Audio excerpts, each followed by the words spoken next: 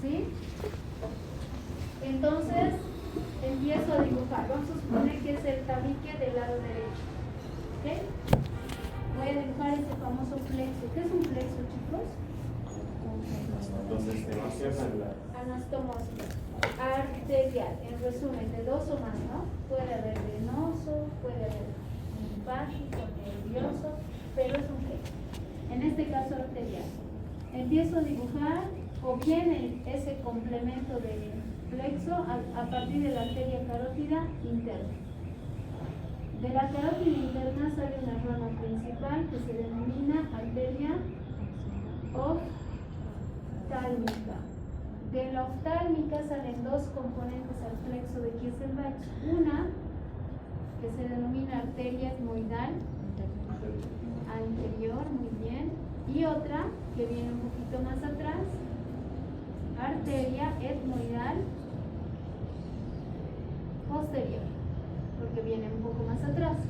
Hasta ahí hizo su trabajo, la carótida interna a través de esa rama. Me voy a la carótida externa. De acá salen dos ramas a diferencia de esta que es una que es la arteria facial y otra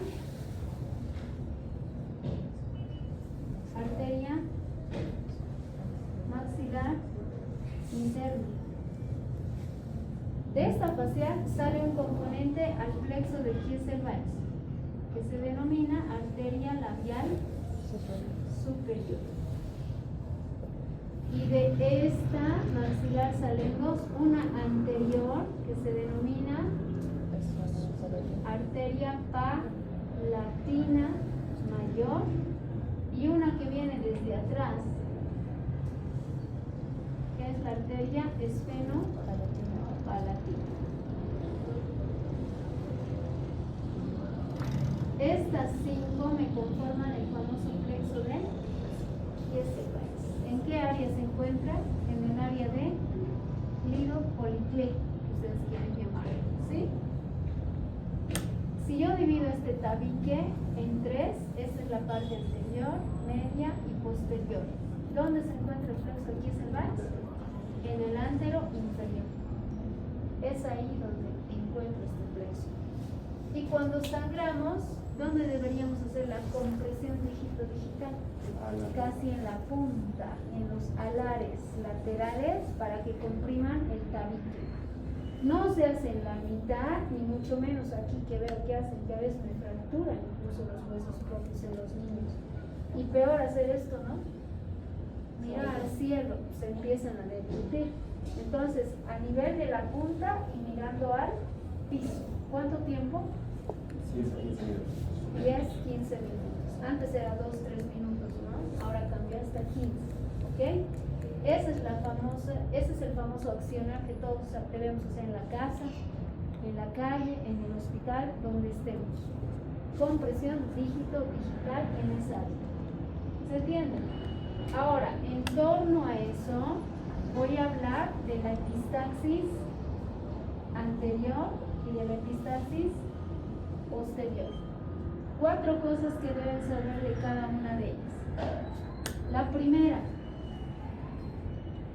se presenta en el 90% de los casos, quiere decir que es el más común. Segundo, las causas. Las causas son de tipo local, quiere decir que acá es el trauma, directamente al plexo. ¿Cuál es la primera causa? Lo que mencionaba Felipe, traumático. ¿Y cuál es esa causa traumática? Primero, el simple hecho de meterse el dedo. Segundo, cuerpos extraños. Tercero, contusiones leves. No las que te desvían fractura, me dejo entender, las leves. Otro tipo de lesiones locales, las inflamatorias. Acá entramos con la rinitis, rinosinusitis.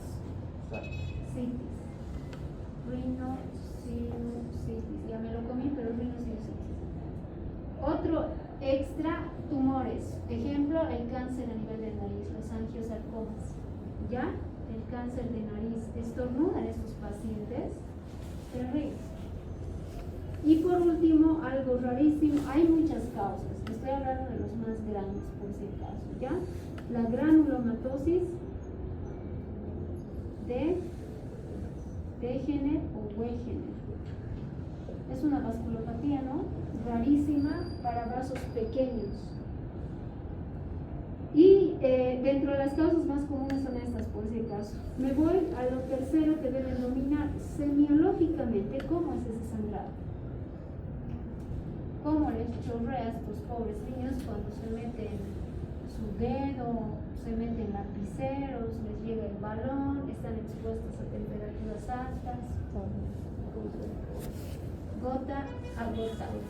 Esa es la característica de ese sangrado. Cuando hablo de epistaxis anterior, a gota gruesa, intermitente.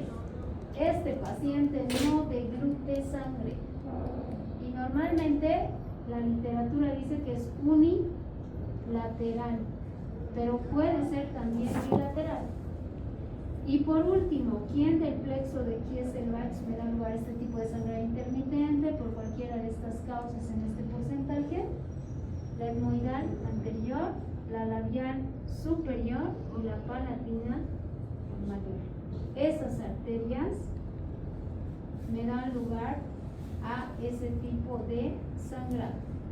¿Sí? Igualito el posterior. Se presenta en el 10% de las causas, el restante quiere decir que es raro, pero es el más peligroso de abordar. Segundo, las causas, ¿cómo van a ser acá? Ya no son locales, son sistémicas. ¿Cuál es la primera causa? Hipertensión arterial mal controlada. Segundo, ateroesclerosis. Tercero, alteraciones en la coagulación. Ejemplo, los hemofílicos. Y algo rarísimo también, la enfermedad de Rendu, Osler, Weber. Igual que son vasculopatías rarísimas. Estos Osler-Weber presentan telangiectasias, pero en toda su piel, en todas sus mucosas. Estornudan, se desangran, se golpean, hematomas enormes. Así que hay que tener mucho cuidado. Y tercero, yéndome a la parte semiológica, ¿cómo se desangrado?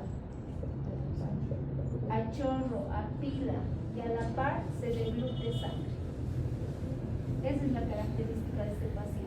Por eso se dice posterior. ¿Quién da el plexo de Kieselbach? El restante. El porcentaje menor es D, pero este que viene desde atrás me da ese tipo de sangrado. Arteria etmoidal posterior, pero la más importante, la arteria esfenopalática. En bondad a todos estos conocimientos, ustedes tienen que saber reconocer qué van a accionar cuando vayan al paciente. En primera instancia, quiero que tomen en cuenta que por cualquiera de estos dos orígenes del sangrado, con la característica que tienen, cuando está un emergenciólogo o un otorrino, lo primero que hacen es cauterización con nitrato de plata.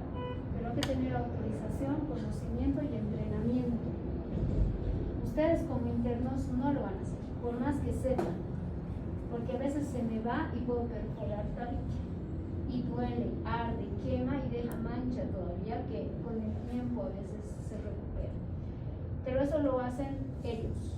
Pero ustedes, ¿qué van a hacer? Lo primero, compresión. Y si no se acuerdan de la compresión, mínimamente se van a acordar de los vasoconstrictores locales. Oximetazolina, ¿cuál más? ¿Cuánto se pone? 0,005. 0,05. Sí. ¿Pones en spray o en gotas? En spray. ¿Cuántos? Dos sprays. Dos. ¿Algo más? Puedo usar lidocaína, pero diluida, ¿no? No pura, porque igual me puede provocar necrosis. ¿Qué más? También, ¿algo más? ¿Agua oxígeno? Nada. El agua oxigenada es un hemostático grande. Yo exprimo el excedente y puedo poner con una torulita acá por unos cuanto tiempo, 10, 15 minutos, ¿ya? Antes de hacer esto, ¿no? Y si no tuviese ninguna de esas herramientas, pues la compresión dígito-digital. Eso es lo primero que hace. A continuación, la conducta para este tipo de epistaxis, lo primero para ustedes es compresión dígito-digital. ¿Por cuánto tiempo? 10, 15 minutos. Segundo, ¿en qué posición va a estar? Me tienen que hablar eso, por si acaso. Segundo, si esto no llega a ceder, digamos, con la compresión, lo que sí tienen que hacer es un taponamiento anterior. Y esto lo vamos a hacer con los materiales que les voy a mencionar ahí. Este paciente se tiene que ir a su casa, o el manejo es ambulatorio. Se va a ir a su casa durante ¿cuántos días? 2 a 3 días con este taponamiento. Y obviamente al irse a su casa tiene que irse con profilaxis para antibiótico-terapia o con antibiótico-terapia y analgesia. Si fuese niño, se tiene que ir con certificado médico para que no vaya al cole. Pero acá cambia.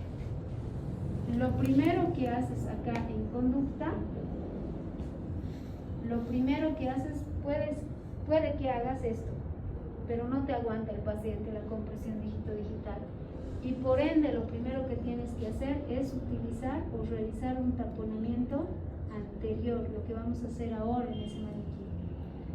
Si tú ves que se está empapando tu taponamiento anterior, recién me vas a hacer un taponamiento posterior anterior, así se llama. Y acá voy a utilizar sonda Foley French, ha llamado número, pueden usar el 12, el 14 o el 16, esos únicos.